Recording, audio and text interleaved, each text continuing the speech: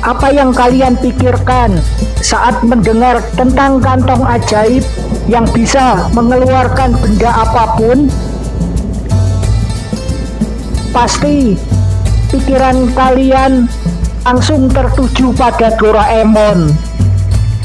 Tapi bagaimana jika saya katakan bahwa 1000 tahun sebelum robot kucing itu diciptakan, orang-orang di Baghdad sudah menceritakan teknologi yang hampir serupa. Hari ini kita akan membedah sisi CV dari 1001 malam. Kita tidak akan berbicara tentang jin atau permadani terbang biasa, melainkan tentang kantong dimensi dan gerbang ujian mental yang terasa seperti simulasi komputer masa depan. Dalam kisah ini, Judar dan saudara-saudaranya terdapat sebuah benda. Ini bukan tas sihir biasa. Cara kerjanya sangat spesifik. Pemiliknya hanya perlu memasukkan tangan, menyebut nama objek, dan boom, benda itu muncul dari dalam tas dalam keadaan siap saji.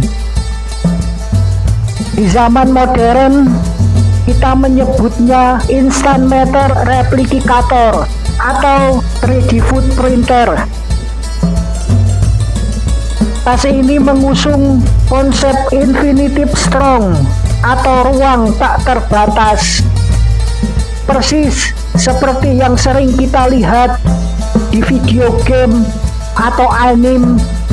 Bahkan cara mendapatkannya pun sangat futuristik. Judar harus melewati serangkaian gerbang yang tampak seperti simulasi virtual reality. Ia diperintahkan masuk ke dunia ilusi dengan satu aturan mutlak: jangan bereaksi terhadap apapun. Di sana, ia melihat ibunya disiksa dan ayahnya menangis minta tolong. Secara visual, itu nyata. Secara fisik, itu menyakitkan. Ini bukan sekedar sihir. Ini adalah neurological test, ujian psikologis tingkat tinggi, di mana otak manusia dipaksa membedakan antara data ilusi dan realitas. Tak hanya itu, 1001 malam juga mengenal The Enchanted Horse. Berbeda dengan makhluk magis, kuda ini murni mekanik.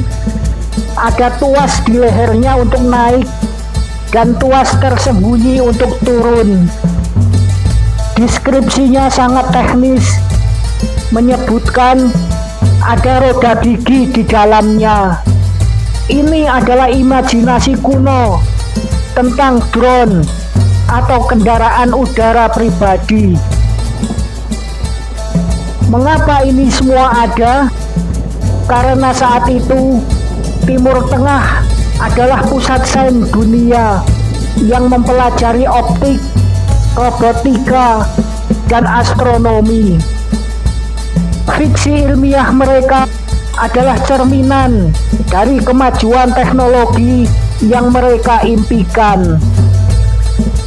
Dan inilah kisah lengkap tentang Judar dan kantong ajaibnya. Kisah Judar dan kantong dimensi di celah-celah jalanan Baghdad yang berdebu.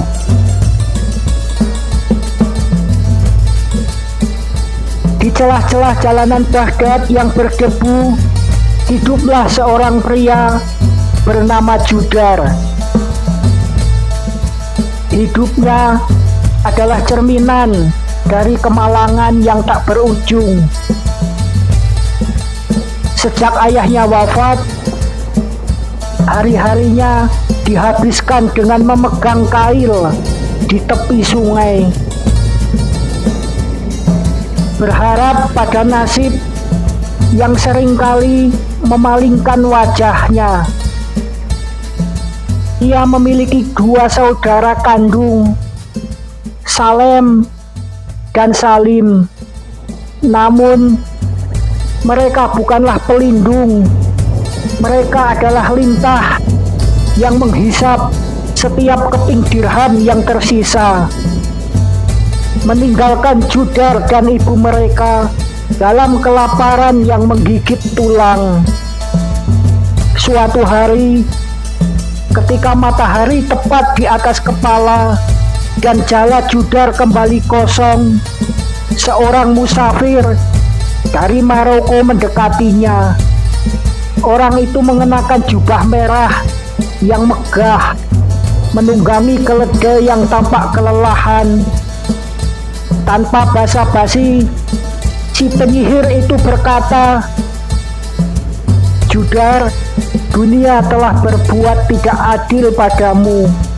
Ikutlah denganku ke gurun yang jauh, di mana bumi menyimpan rahasia yang bisa menyenangkanmu hingga 7 keturunan." Mereka kemudian menempuh perjalanan berhari-hari hingga sampai ke sebuah danau yang airnya tampak hitam dan diam. Di sanalah si penyihir membakar kemenyan yang baunya sangat tajam hingga asapnya menutupi langit. Ia merapal kalimat-kalimat dalam bahasa yang tidak dikenal. Dan seketika itu, air danau itu tersedot masuk ke dalam tanah, menyisakan lubang gelap dengan tangga batu yang menurun tajam. Penyihir itu berkata kepada Judar, "Dengarkan aku baik-baik, Judar," bisik si penyihir ke telinga Judar yang gemetar. Lihatlah Judar, di bawah sana bukan hanya emas, di bawah sana ada gerbang-gerbang yang dijaga oleh bayangan. Kamu akan melihat ibumu dicambuk hingga kulitnya terkelupas, memohon pertolonganmu. Kamu akan melihat kakak-kakakmu dibakar hidup-hidup, menjerit, minta tolong, memanggil namamu. Bahkan seorang algojo akan datang memegang parang, siap memisahkan kepalamu dari bahumu. Penyihir itu mencengkram lengan Judar lebih keras. Ingat Judar, kamu harus diam. Jangan biarkan satu suara pun keluar dari kerongkonganmu. Jika kamu mengaduh karena kasihan atau berteriak karena takut, bumi ini akan menelanmu bulat-bulat dan gerbang ini akan terkunci selamanya. Ingat Judar, semuanya adalah ilusi yang dirancang untuk menghancurkan jiwamu.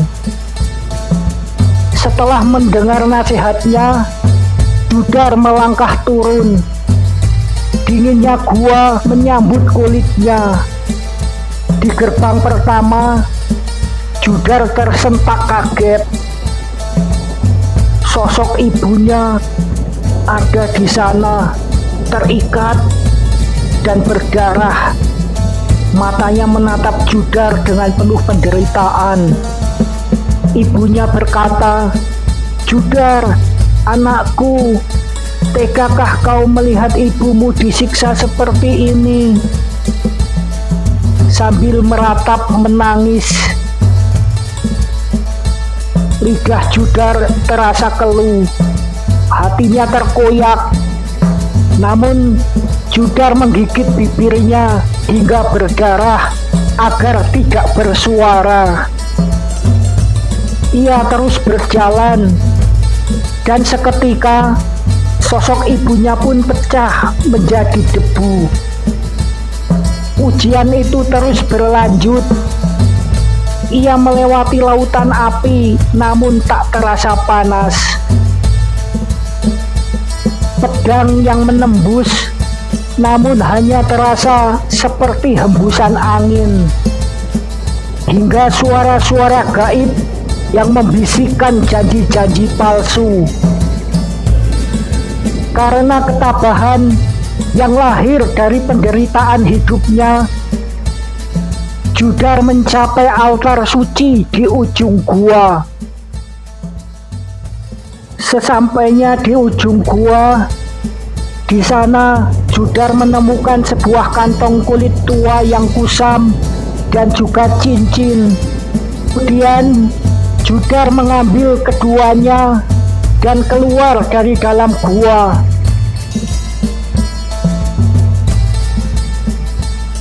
Sesampainya di atas, Judar bertemu sang penyihir yang sudah menunggunya. Judar pun memberikan tas dan cincinnya kepada si penyihir. Setelah si penyihir menerima, dia berkata, sesuai perjanjian, si penyihir mengambil cincin ajaib dan memberikan kantongnya pada Judar.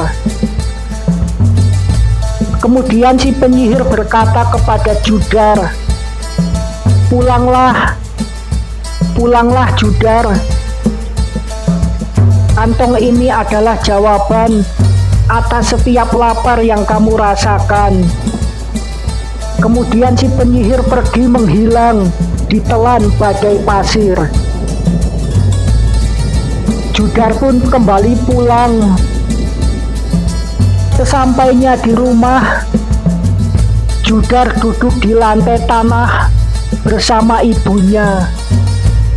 Ia merasakan kelelahan dan kelaparan setelah perjuangan tadi di gua. Dengan tangan gemetar, dia mencoba untuk membuktikan keajaiban dari kantong tas itu. Kemudian ia mencoba berbicara kepada kantong itu untuk meminta sesuatu. Karena lapar, Judar mencoba meminta makanan.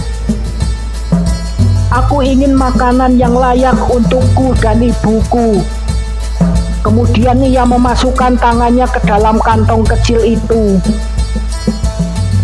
Ajaibnya, tangannya menyentuh sesuatu yang terasa panas dan berat.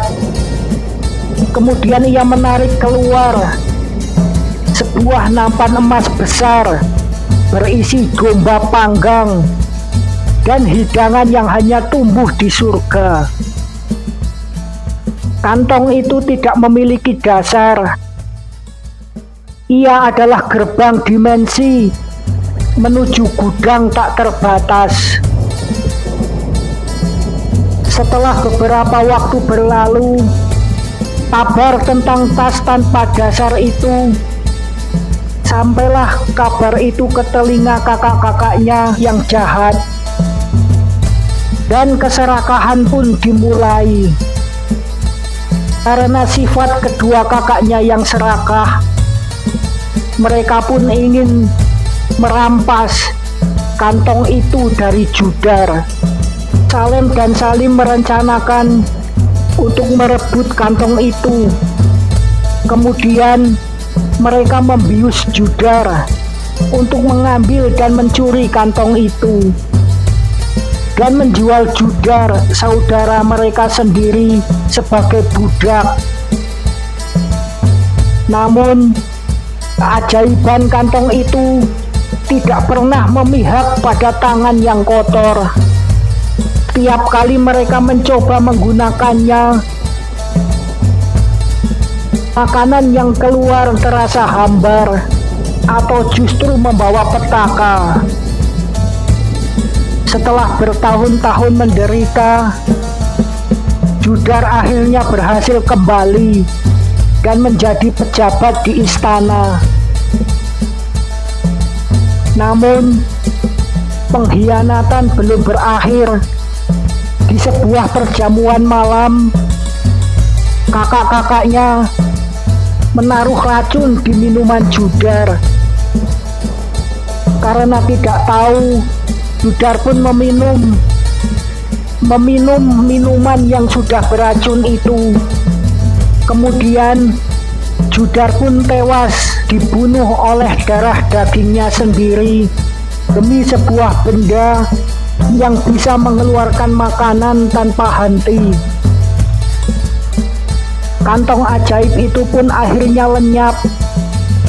Kabarnya kembali ke gua tempat ia ditemukan, menunggu manusia lain yang cukup kuat untuk melewati simulasi penderitaan tanpa mengeluarkan sepatah kata pun. Jadi, apakah Judar benar-benar punya kantong ajaib? Ataukah itu hanya kode untuk penemuan yang belum sempat diciptakan? Menurut kalian, teknologi mana dari 1001 malam yang paling kalian inginkan? Tulis di kolom komentar ya. Dan subscribe bagi yang belum subscribe. Jangan hanya mendengar dongeng, pelajarilah hikmahnya.